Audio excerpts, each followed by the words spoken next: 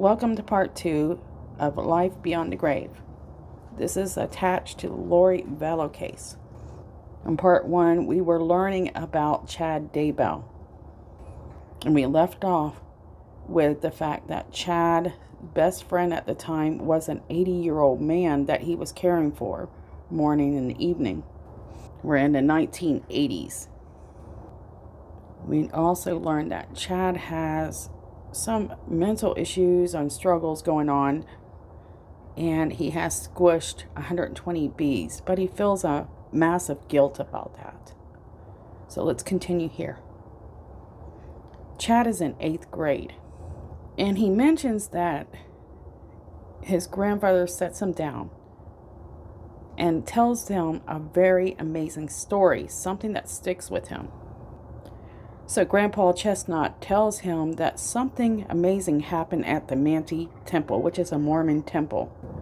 And the Manti Temple is located in Utah.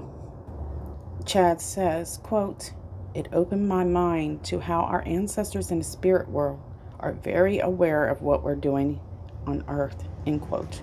It's at that point that Chad is starting to understand and believe that life after death doesn't mean the end. In 9th grade, he says a crucial point in his life came on the first day of 9th grade. Something unexpected happens to Chad. He meets a guy by the name of Les, who turns out to be a distant relative. And he draws to this guy very easily. He says he drives a nice Datsun 280Z. He said that they would cruise around town in. He said they both had the same spiritual beliefs, and they just connected on a level that he hasn't with anybody else. He said while they were in that Datsun, people probably thought that they were looking for girls, but in reality, they were discussing a plan of salvation. He says they were basically gospel nerds, and it was great. He said, quote, "We encouraged each other to read the Book of Mormon once a year until our missions, and we did," end quote.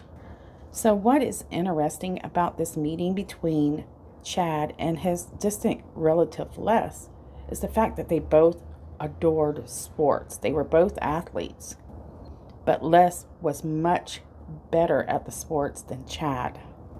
In fact, Chad didn't make the cut as a sports athlete, and this bothered him. While his cousin Les went on to college and continued to be that athlete. So Chad had to fill this void in with other activities. And one of those replacements was him being on the school council. Chad had really dreamed of being this amazing athlete, and that was just kind of stripped away from him. He realized when his growth stunted that this would affect him. And then he just kept falling further behind. But he desired spotlight. He desired to lead. And he didn't give up. He wrote about being on the school council. He said, quote, "We had a slightly crazy group on the student council. And we had a goal for our assemblies. And it was to keep our fellow students entertained. Every assembly turned into a major production. My favorite skit was when I performed as a rock star and jumped off the stage into the crowd," end quote. And that love for the darker side of himself leads him more than he could ever know as the story grows and thickens. His senior year, he said he had to write a technical writing essay on how to perform a certain task. Interestingly, he wrote this on his best friend Milt, the 80-year-old that he had cared for so long. The title was How to Put an Old Man to Bed. He said it took 3rd place in the state, and he got to attend a fancy banquet in Salt Lake and receive a certificate. And his best friend Milt was as proud as anyone. Chad says that he graduated from Springville High School with high honors, and he said he really enjoyed his senior year. He said, quote, "I was awarded a 2-year full tuition to BYU Presidential Scholarship," which It's a great lesson, end quote. Not too long afterwards, his best friend, Milt, passes away in the summer. He says when he graduated that this fairly left a big void in his heart as well. And at that time, he is only 17 and he's working for the Springsville City Parks Department. From his later years in high school, he worked on and off as a cemetery sexton, a grave digger, which has a few stories, and I'm going to cover those. He also loses his, close connection with his cousin, Les. He really doesn't explain why. Chad writes a book titled on his experience as a sexton. And he writes on there, and I thought this was interesting, essential qualities as a sexton is good public relation skills. They are a major plus when you deal with grieving people. Found it curious that he chose the word deal. He also says working in a cemetery can be a real drag when people aren't dying, because this leaves the crew with such chores as pruning and weed eating. And you can see that dying is just something that doesn't seem to bother him on some levels. So something Chad is also good at is analyzing the people that he deals with in a cemetery. He knows how to use their traits and use them to his advantage. And he says so in this book. In that book, he also likes to highlight rules and laws that people break. And these are just, he judges them immensely. But when a friend of his or himself, they have that rule to break, it doesn't seem to be a big deal. Chad tells an odd story in the book, and so what I want to do is advise people, if you have a weak stomach or something, it's not going to be too horribly bad, but it is not great. Maybe stop listening here. So he explains. He's describing moving a casket. He says the casket sides crumpled and the whole thing imploded, like when they knocked down those old Las Vegas hotels. Needless to say, he describes what happens when a casket implodes. So something incredibly devastating is happening here. And the way that he describes this is it's graphic, but without emotion, which is odd coming from a man that's supposed to be the almighty, love everybody, care about everybody, and a leader of God. He says, suddenly various parts of this person was falling back into the hole in a different order than it would have been preferred. Interestingly, he says, I did notice he was buried in a nice brown suit, though. I will refrain from describing exactly how we eventually got him back into the new vault. He says, let's just say it required snow shovels.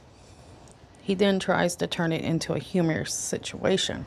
I hope Ray has some strong words for his siblings when someday they meet him on the other side. As I research deeper and hear more of what he has to say, it seems that he carries anger and annoyance. Those emotions are very strong, but he seems to lack the calm, loving emotions, the intimate ones. So here's another example of odd behavior. He says that one family dropped off a lady's cremated remains and requested that her ashes be placed in the same box as her deceased husband.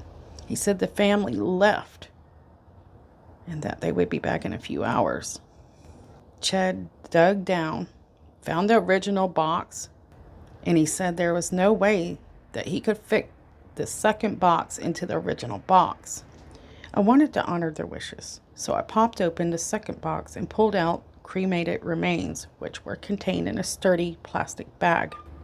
He said, I couldn't help examining the contents. There certainly were some ashes, but there were also shards of bone and a few teeth. I guess they don't burn well. I opened the first box and molded the wife's remains around the husband's plastic bag. the best I could. Then I closed the lid. Another interesting thought that he has is he says he couldn't help but think about the resurrection day and how that was going to be. It would be complicated for those two he suspected. And his detail of what it would look like is it would look like the game of Twister. So he's imagining these, ashes coming back to life. And the fact that they're mixed up is almost like a science project for him. Now, Chad's belief in afterlife and ghosts, they began to grow. Chad wrote in the book, I absolutely believe in ghosts. However, I don't picture them as spooky apparitions in white sheets, but a disembodied people, because that's what they are. He even describes some of his experiences with these spirits. He says, quote, some of the ghosts I dealt with act as if they have some unfinished business to take care of before moving on, such as the sixth sense or ghost. He shares his belief that others, referring to other ghosts, seem to not know that they are dead at all, like the Bruce Willis character in that Sixth Sense. Then he mentions a third group of spirits who realize that they are dead, but don't know how to move to the next level. Those spirits or ghosts like to hang out in familiar places, like places where they have been buried. Then Chad goes on to school us that some people are truly more receptive to these so-called ghosts. And he explains that he had met one lady who was very sensitive, and that when a spirit or ghost gets nearby, she gets jittery and she will say, I can feel them closing in. He says that that lady doesn't visit the cemetery much anymore. Chad tries to describe them as, we're not alone and they aren't aliens. I'm not as sensitive as that woman as to spirits, but becoming the sexton, I became more aware of what I called the shadows. Chad is having an everyday experience of some type, whether he's catching some kind of unexplained movement out the corner of his eye, seeing things that are misplaced, and one of those things is a women's bathroom window, which I found curious. He says at first he thought his mind was playing tricks on him, but it was happening so frequently, it became a commonplace. So while he's interacting with other people, he's having these psychosis type moments, and most people are completely unaware of it. He says he's even been near a tree on that property where he said it felt like almost like a little child was playing hide and seek with him. Visitors of the cemetery said that they had also had experiences near that same tree. He describes that when he's alone in the cemetery and it's deserted, he could almost guarantee his ghostly friends would migrate over to the office where he worked to see what he was up to. He said he knew that none of them meant any harm. He noticed things like his pen had been moved 6 inches from where he had left it, or that the page of his daily planner had already turned when he had arrived the next day. And he thought, this must have taken those spirits a lot of effort to do these things. But he started experiencing something darker, something more evil. He said not every lingering spirit in the cemetery is friendly. There was a grave where I sensed terrible anger, and I knew why. He says that story begins when a man got fed up with his wife, fed up, mind you, and shot her to death. He writes, anyway, whenever I was near that grave, I could sense the husband was still around, and he was still as unhappy as the day he had killed himself. I have read near-death accounts where suicide victims are seen following their families around, begging for their forgiveness. They haven't moved on to the next level. So this is important for you to remember this, because as we move on into the story, these details will help you understand more what's going on. Chad Daybell also begins to hear voices. He said that that man that was haunting him, that had shot himself, would plead It's not my fault that I shot her. She made me do it. Chad also shares the fact that spirits are drawn there by some sort of dark rituals. They are dark spirits. Chad has so many experiences with spirits in which he addresses some of them as angels and others he refers to of not of this realm. Around this same time period, one of Chad's neighbors, beloved neighbors, passes away, and he's standing by her at the cemetery he's working alone. He described that he had this warm feeling kind of take over his heart. He said it's at that point that he knew that he was in the presence of an angel. He said, quote, "My friend was telling me goodbye and that she was moving to a better place," end quote. He said that that feeling stayed with him and it gave him hope. But I'm wondering what kind of hope it gives to him. Well, I want to guess that it's most likely the afterlife, life beyond the grave. He also says that he believes the vast majority of us, death will be pleasant improvement over the current situation. Chad had worked with his brother off and on as a sexton. He has a few articles written about him and his job. Chad was going to college. He was working as a sexton on the side. He was thinking about his future, and he was also building his faith, and he was becoming more knowledgeable about the afterlife. But Chad did seem to have a weakness, and that weakness was for babies. Having to deal with the death of babies was very difficult for Chad. Seeing such a young, innocent little baby be buried, his life no longer here, seemed to be quite devastating to Chad Daybell. The other incidents that bother him is two near-death experiences that he has. One of them he has at age 17 while still in school. The other is when he's in his 20s. August 1985. It's a sunny day. Chad says that he stands on the edge of a 60-foot high cliff overlooking Flaming Gorge Reservoir, which is located in northern Utah. As he looks down, he says he felt dizzy just looking down at that water, but he said he knew he needed to jump to impress the other young men in his group. He said he started that day by leaping off cliffs that were about 20 feet high. That was fun, but we noticed this particular cliff jutting over the water. To him and his LDS friends, this looked like a natural diving board.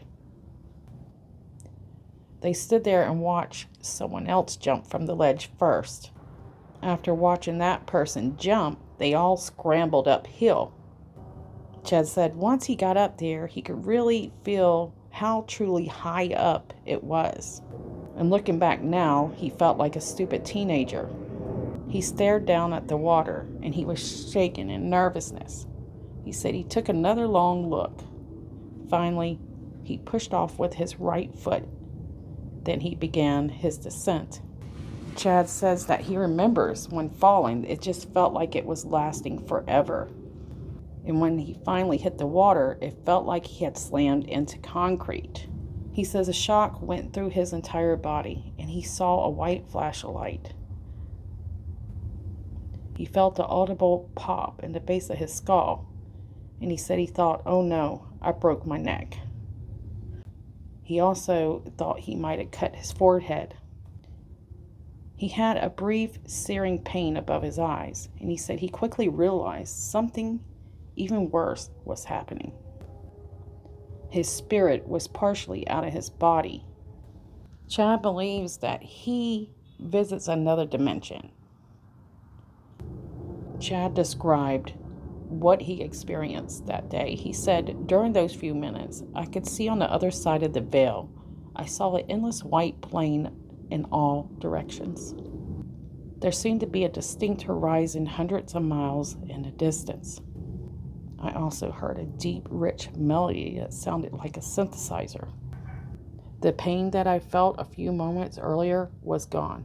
There was a soothing warmth surrounding me, and I also felt this energy of particles of knowledge rushing toward me from all directions.